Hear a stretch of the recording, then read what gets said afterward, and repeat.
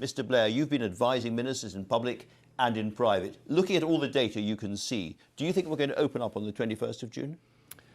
I think it's uncertain at the moment, and the paper we're putting out today is saying we should really distinguish between the vaccinated and the unvaccinated.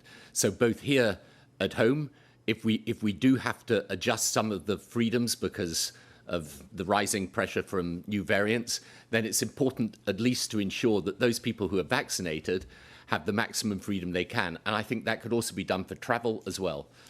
Is it acceptable to turn down a vaccine, do you think? Unless you've got a good medical reason, my view very clearly is no. And I think that's why it's important to give people a real incentive to get vaccinated. Because, you know, if you are vaccinated, the evidence is absolutely clear. It reduces the risk of transmission and it reduces the risk of hospitalization or death. So would you make them mandatory? I don't think you can make them mandatory, but I think, and this is what we're suggesting today, by making it clear that, for example, if you are vaccinated, if you're double vaccinated, it should be much easier to come in and out of the country. And indeed, round the world, I think you will find that countries start to distinguish between the vaccinated and the unvaccinated. So in Europe, for example, they're going to allow you to travel freely within Europe if you're double vaccinated.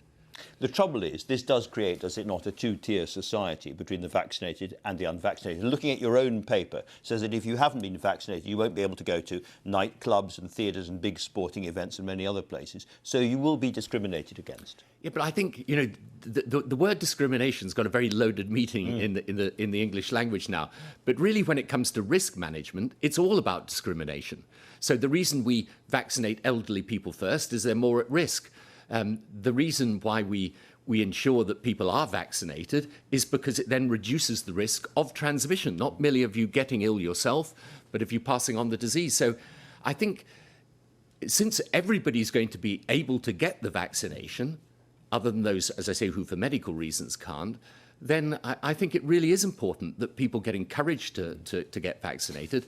And we also make suggestions as to how we can make sure you get proper proof of vaccination. I mean, actually, the NHS ex-people have done a good job in the NHS app, but we need to make that interoperable with other systems so that you can use this as proof of vaccination throughout the world. I